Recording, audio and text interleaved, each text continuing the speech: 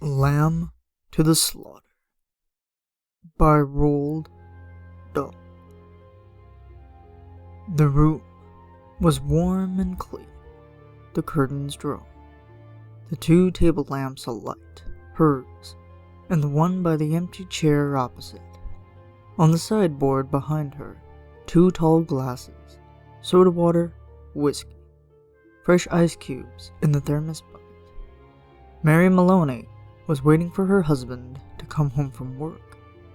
Now and again, she would glance up at the clock, but without anxiety, merely to please herself with the thought that each minute gone by made it nearer the time when he would come. There was a slow, smiling air about her, and about everything she did. The drop of a head, as she bent over her sewing, was curiously tranquil. Her skin, for this was her 6th month with child, had acquired a wonderful translucent quality. The mouth was soft, and the eyes, with their new placid look, seemed larger and darker than before. When the clock said 10 minutes to 5, she began to listen, and a few moments later, punctually as always, she heard the tires on the gravel outside, and the car door slam, the footsteps passing the window, the key turning in the lock. She laid aside her sewing, stood up, and went forward to kiss him as he came in. "Hello, darling," she said. "Hello, darling," he answered. She took his coat and hung it in the closet. Then she walked over and made the drinks, a strongish one for him, a weak one for herself. And soon she was back again in her chair with the sewing, and he in the other, opposite, holding the tall glass with both hands, rocking it so the ice cubes tinkled against the side. For her, this was always a blissful time of day. She knew he didn't want to speak much until the first drink was finished, and she, on her side, was content to sit quietly, enjoying his company after the long hours alone in the house. She loved to luxuriate in the presence of this man, and to feel, almost as a sunbather feels the sun, that warm male glow that came out of him to her when they were alone together. She loved him for the way he sat loosely in a chair, for the way he came in a door, or moved slowly across the room with long strides.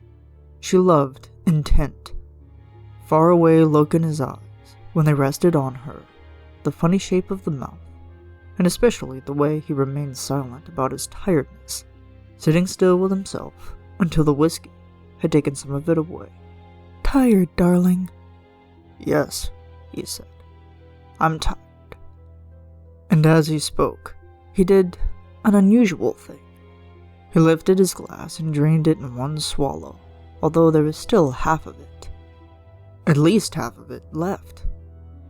She wasn't really watching him, but she knew what he had done, because she heard the ice cubes falling back against the bottom of the empty glass when he lowered his arm. He paused a moment, leaning forward in the chair. Then he got up and went slowly over to fetch himself another. "I'll get it," she cried, jumping up. "Sit down," he said. When he came back, she noticed that the new drink was dark amber with a quantity of whiskey in it. "Darling, shall I get your slippers?" "No." She watched him as he began to sip the dark yellow drink, and she could see little oily swirls in the liquid because it was so strong. "I think it's a shame," she said, "that when a policeman gets to be as senior as you, they keep him walking about on his feet all day long." He didn't answer, so she bent her head again and went on with her sewing. But each time he lifted the drink to his lips, she heard the ice cubes clinking against the side of the glass. "Darling," she said, "would you like me to get you some cheese? I haven't made any supper because it's Thursday." "No," he said. "If you're too tired to eat out," she went on, "it's still not too late. There's plenty of meat and stuff in the freezer, and you can have it right here and not even move out of the chair." Her eyes waited on him for an answer, a smile, a little nod. But he made no sign. "Anyway," she went on, "I'll get you some cheese and crackers first." "I don't want it," he said. She moved uneasily in her chair, the large eyes still watching his face. "But you must eat. I'll fix it anyway, and then you can have it or not, as you like." She stood up and placed her sewing on the table by the lamp. "Sit down," he said. "Just for a minute. Sit down." It wasn't till then that she began to get frightened. "Go on," he said. "Sit down." She lowered herself back slowly into the chair, watching him all the time with those large, bewildered eyes. He had finished the second drink and was staring down into the glass, frowning. "Listen," he said. "I've got something to tell you." "What is it, darling? What's the matter?" He had now become absolutely motionless, and he kept his head down so that the light from the lamp beside him fell across the upper part of his face, leaving the chin and mouth in shadow. She noticed there was a little muscle moving near the corner of his left eye. "This is going to be a bit of a shock to you, I'm afraid," he said. "But I've thought about it a good deal, and I've decided the only thing to do is tell you right away. I hope you won't blame me too much." And he told her. It didn't take long, 4 or 5 minutes at most, and she sat very still through it all, watching him with a kind of dazed horror as he went further and further away from her with each word. "So there it is," he added, "and I know it's kind of a bad time to be telling you, but there simply wasn't any other way. Of course, I'll give you money and see you're looked after, but there needn't really be any fuss. I hope not, anyway. It wouldn't be very good for my job." Her first instinct was not to believe any of it, to reject it all. It occurred to her that perhaps he hadn't even spoken, that she herself had imagined the whole thing. Maybe, if she went about her business and acted as though she hadn't been listening, then later, when she sort of woke up again, she might find none of it had ever happened. "I'll get the supper," she managed to whisper, and this time, he didn't stop her. When she walked across the room, she couldn't feel her feet touching the floor.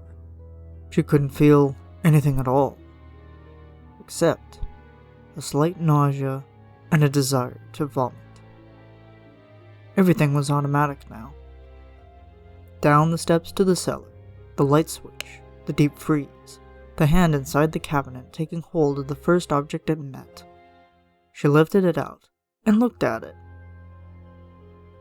It was wrapped in paper, so she took off the paper and looked at it again.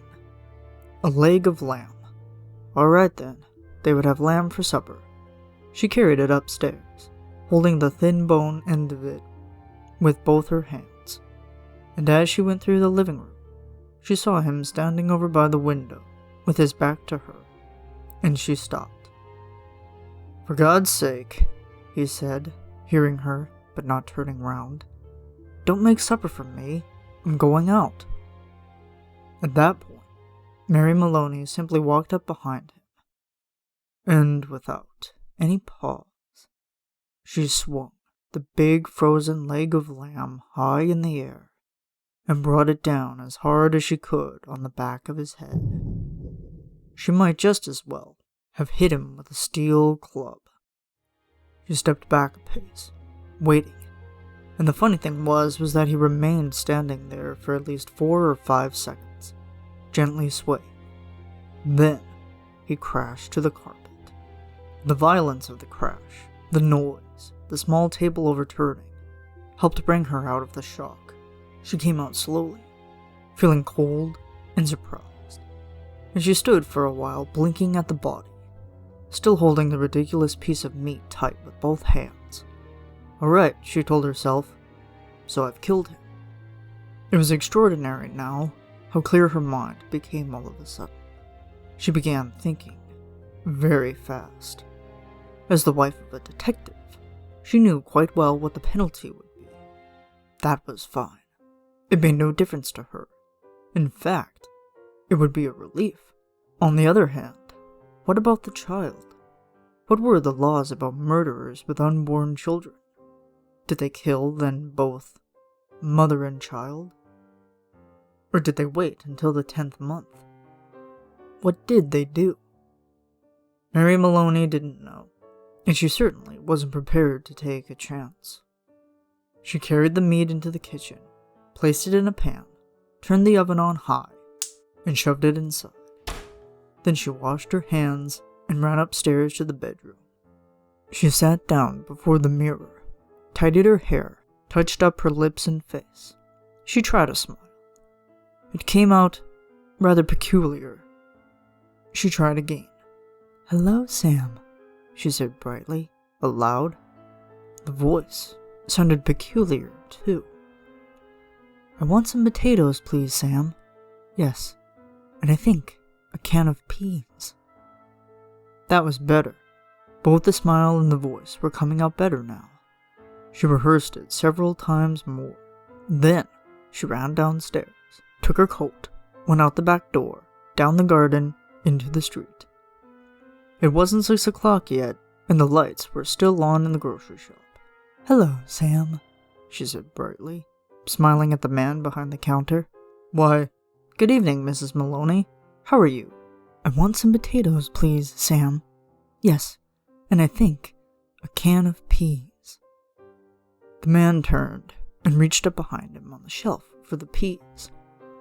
"Patrick's decided he's tired and doesn't want to eat out tonight," she told him. "We usually go out Thursdays, you know, and now he's caught me without any vegetables in the house." "Then how about meat, Mrs. Maloney?" "No, I've got meat, thanks. I've got a nice leg of lamb from the freezer." "Oh." "I don't much like cooking it frozen, Sam, but I'm taking a chance on it this time. You think it'll be all right?" "Personally," the grocer said, "I don't believe it makes any difference. You want these Idaho potatoes?" "Oh yes, that'll be fine. 2 of those." "Anything else?" The grocer cocked his head on one side, looking at her pleasantly. "How about afterwards? What are you going to give him for afterwards?" "Well, what would you suggest, Sam?" The man glanced around his shop.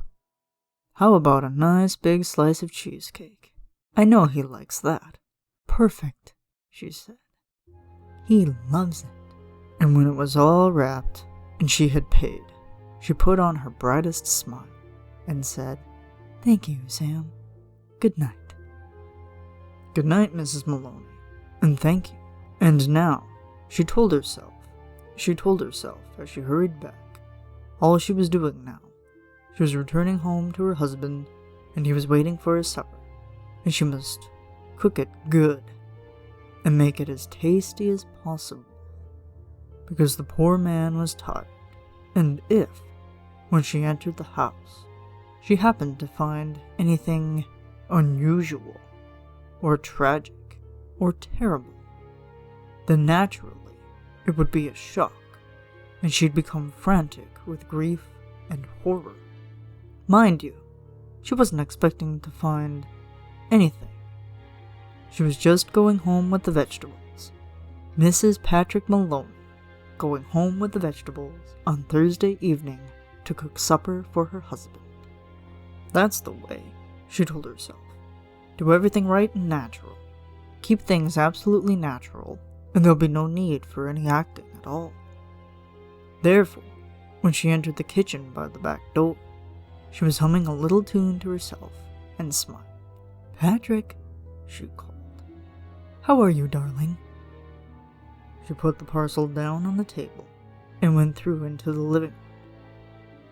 And when she saw him lying there on the floor with his legs doubled up and one arm twisted back underneath his body, it really was rather a shock. All the old love and longing for him welled up inside her, and she ran over to him, knelt down beside him, and began to cry her heart out. It was easy. No acting was necessary. A few minutes later, she got up and went to the phone. She knew the number of the police station, and when the man at the other end answered, she cried to him, "Come quick! Patrick's dead!" "Who's speaking?" "Mrs. Maloney. Mrs. Patrick Maloney." "You mean Patrick Maloney's dead?" "I think so," she sobbed. "He's lying on the floor, and I think he's dead." "Be right over," the man said. The car came very quickly, and when she opened the front door, 2 policemen walked in. She knew them both. She knew nearly all the men at that precinct.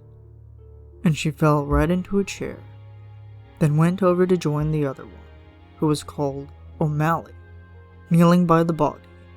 "Is he dead?" she cried. "I'm afraid he is. What happened?" Briefly, she told her story about going out to the grocer and coming back to find him on the floor. While she was talking, crying, and talking, Noonan discovered a small patch of congealed blood on the dead man's head. He showed it to O'Malley, who got up at once and hurried to the phone. Soon, other men began to come into the house. First a doctor, then 2 detectives, one of whom she knew by name. Later, a police photographer arrived and took pictures, and a man who knew about fingerprints. There was a great deal of whispering and muttering beside the corpse, and the detectives kept asking her a lot of questions, but they always treated her kindly. She told her story again, this time right from the beginning, when Patrick had come in, and she was soaked, and he was tired, so tired that he hadn't wanted to go out for supper. She told how she'd put the meat in the oven, it's there now cooking, and how she slopped out to the grocer for vegetables, and came back to find him lying on the floor. "Which grocer?" one of the detectives asked. She told him, and he turned and whispered something to the other detective, who immediately went outside into the street. In 15 minutes he was back with a page of notes, and there was more whispering, and through her sobbing, she heard a few of the whispered phrases. "Acted quite normal, very cheerful, wanted to give him a good supper, peas, cheesecake, impossible that she..." After a while, the photographer and the doctor departed, and 2 other men came in and took the corpse away on a stretcher. Then the fingerprint man went away. The 2 detectives remained, and so did the 2 policemen. They were exceptionally nice to her, and Jack Noonan asked if she wouldn't rather go somewhere else, to her sister's house perhaps, or to his own wife, who would take care of her and put her up for the night. No, she said. She didn't feel she could move even a yard at the moment. Would they mind awfully if she stayed just where she was until she felt better? She didn't feel too good at the moment. She really didn't. "Then hadn't she better lie down on the bed?" Jack Noonan asked. No, she said. She'd like to stay right where she was, in this chair. A little later, perhaps, when she felt better, she would move. So they left her there while they went about their business, searching the house. Occasionally, one of the detectives asked her another question. Sometimes, Jack Noonan spoke at her gently as he passed by. Her husband, he told her, had been killed by a blow on the back of the head administered with a heavy blunt instrument, almost certainly a large piece of metal. They were looking for the weapon. The murderer may have taken it with him, but on the other hand, he may have thrown it away, or hidden it somewhere on the premises. "It's the old story," he said. "Get the weapon, and you've got the man." Later, one of the detectives came up and sat beside her. Did she know, he asked, of anything in the house that could have been used as the weapon? Would she mind having a look around to see if anything was missing? A very big spanner, for example, or a heavy metal vase. They didn't have any metal vases, she said. Or a big spanner? She didn't think they had a big spanner, but there might be some things like that in the garage. The search went on. She knew that there were other policemen in the garden all around the house. She could hear their footsteps on the gravel outside, and sometimes She saw a flash of a torch through the chink in the curtains. It began to get late, nearly 9, she noticed by the clock on the mantel. The 4 men searching the rooms seemed to be growing weary, a trifle exasperated. "Jack," she said, the next time Sergeant Noonan went by, "would you mind giving me a drink?" "Sure, I'll give you a drink. You mean this whiskey?" "Yes, please, but just a small one. It might make me feel better." He handed her the glass. "Why don't you have one yourself?" she said. "You must be awfully tired. Please do. You've been very good to me." "Well," he answered, "it's not strictly allowed, but I might just take a drop to keep me going." One by one, the others came in and were persuaded to take a little nip of whiskey. They stood around rather awkwardly with the drinks in their hands, uncomfortable in her presence, trying to say consoling things to her. Sergeant Noonan wandered into the kitchen, came out quickly and said, "Look, Mrs. Maloney, you know that oven of yours is still on, and the meat still inside." "Oh dear me," she cried. "So it is. I'd better turn it off for you, hadn't I?" "Will you do that, Jack? Thank you so much."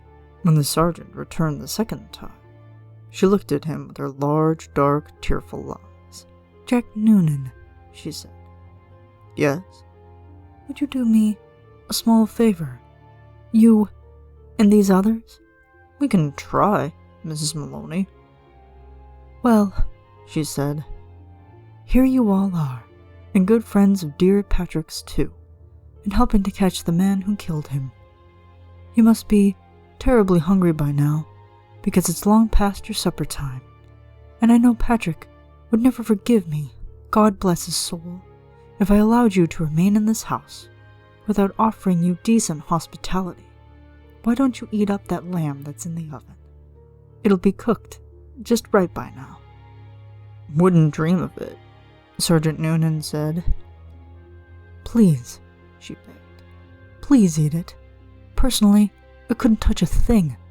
Certainly not what's been in the house when he was here. But it's all right for you. It'd be a favor to me if you'd eat it up. Then you can go on with your work again afterwards." There was a good deal of hesitating among the 4 policemen, but they were clearly hungry, and in the end, they were persuaded to go into the kitchen and help themselves. The woman stayed where she was, listening to them speaking amongst themselves, their voices thick and sloppy, because their mouths were full of meat. "Have some more, Charlie?" "No, better not finish it." "She wants us to finish it. She said so. Be doing her a favor." "Okay then, give me some more." "That's the hell of a big club the gut must have used to hit poor Patrick," one of them was saying. "The doc says his skull was smashed all to pieces just like from a sledgehammer. That's why it ought to be easy to find." "Exactly what I say. Whoever done it, they're not going to be carrying a thing like that around with them any longer than they need." One of them belched. "Personally, I think it's right here on the premises. Probably right under our very noses. What do you think, Jack?" And in the other room, Mary Maloney began to giggle. Lamb to the Slaughter by Roald Dahl.